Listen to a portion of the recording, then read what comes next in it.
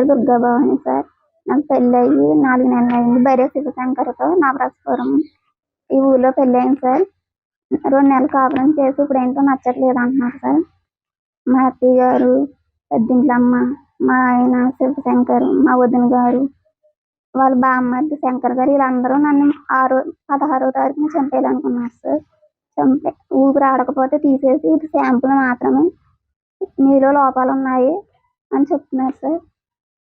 నువ్వు మీ ఇంటికి వెళ్ళకపోతే పూర్తిగా చంపేస్తాము, నన్నేమీ పీకలేరు, ఎవరు ఏం చేయలేరు అని తిడుతున్నారు సార్.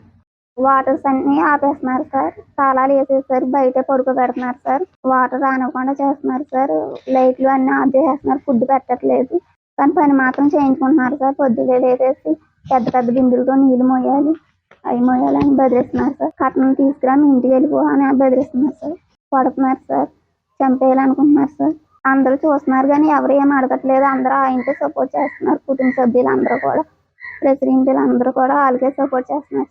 నాకు లోపాలు ఉన్నాయని వంక పెడుతున్నారు సార్. నాకు ఎలాంటి లోపాలు లేవని కుంటిగా నడుస్తున్నావు అంటున్నారు సార్.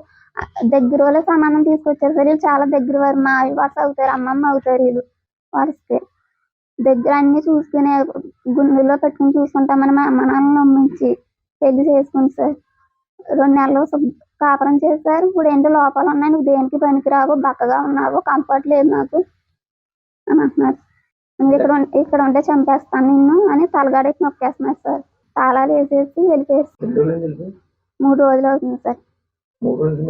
ఇక్కడే ఉంటున్నాను సార్. బయటే పడుకుంటున్నాను సార్. ట్యాప్స్ అన్నీ ఆపేశారు, పెద్దలు తీసేశారు, లైట్లు ఏమి లేకుండా, నీళ్ళేమి లేకుండా చేసేస్తున్నారు.